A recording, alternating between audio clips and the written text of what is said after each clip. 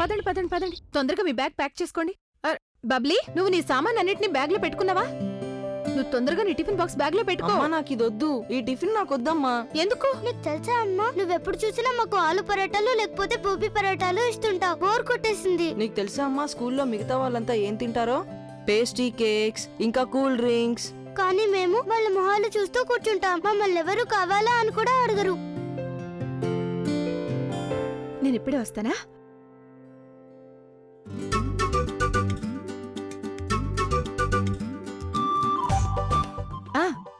ఇదిగో, నీకు 50 రూపాయలు, నీకు కూడా 50 రూపాయలు.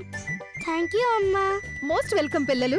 ఇక మీరిద్దరు కూడా ఎవరి మొహాలు చూస్తూ కూర్చోక్కర్లేదు. ఎవరు మిమ్మల్ని ఎగతాళి చేయనే చేయరు. పిల్లల్ని ఎందుకు నువ్వు చెడగొడుతున్నావు? పిల్లలు, తొందరగా పదండి.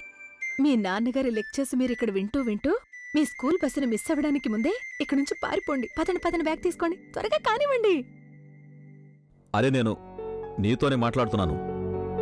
నువ్వు వాళ్ళకి డబ్బులు ఎందుకు ఇస్తున్నావు? ఎందుకంటే వాళ్ళు నా పిల్లలు కాబట్టి. నాకు ఇది అసలు ఇష్టం లేదు. నా పిల్లలు ఈ విధంగా బాధపడ్డాం. ఎదుటి వాళ్ళని చూసి వీళ్ళు చిన్నబుచ్చుకుంటున్నారు. ఇదంతా మీకేమైనా బాగుందా చెప్పండి రాజ్. అయినా నేను వాళ్ళకి 50 రూపాయలే కదా ఇచ్చాను. ప్రతిరోజు ఇవ్వట్లేదుగా. ముందు ఇలాగే మొదలవుతుంది. ఒకసారి ఇస్తే మాటి మాటికి ఇవ్వాల్సి వస్తుంది. అదే అలవాటు అయిపోతుంది. ఏమన్నా మన పిల్లలకి ఇది అలవాటు అవుతుందా? నువ్వు ఉన్నావు కదా, వాళ్ళ నాన్నవి. వాళ్ళకి డబ్బు అలవాటు అవనిస్తావు నువ్వు. ఇలా ఇలా అదుపులో పెడుతుంటావు వాళ్ళని. సరే, దీని గురించి వదిలే. అది సరే, మీరు నాకు ఒక 500 రూపాయలు ఇవ్వండి. మొన్నే కదా ఇచ్చాను, 4 రోజుల ముందు.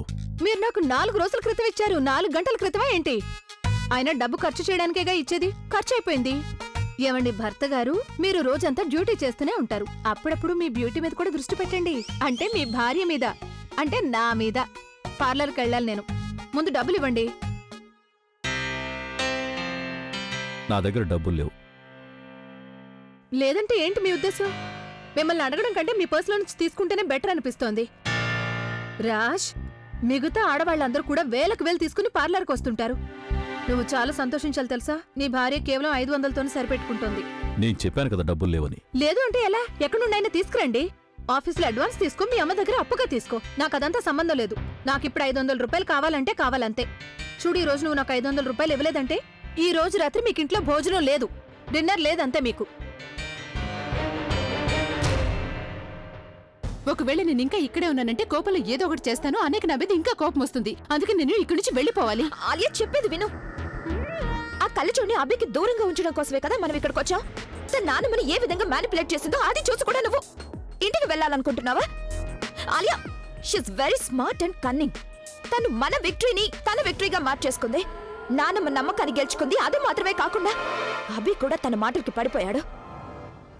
తను అన్నయ్య తన మాట నమ్మేస్తాడని కనిపిస్తుందా? నీకు అన్నయ్య మీద నమ్మకం పోయుండొచ్చేమో, కానీ నాకుంది. ఐ ట్రస్ట్ మై అన్నయ్య.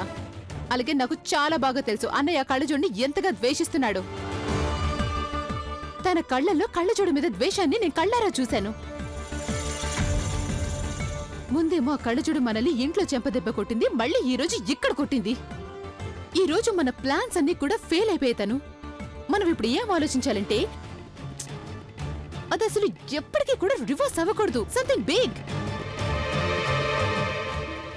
ఎలా అంటే అన్నయ్య తన పెళ్లి,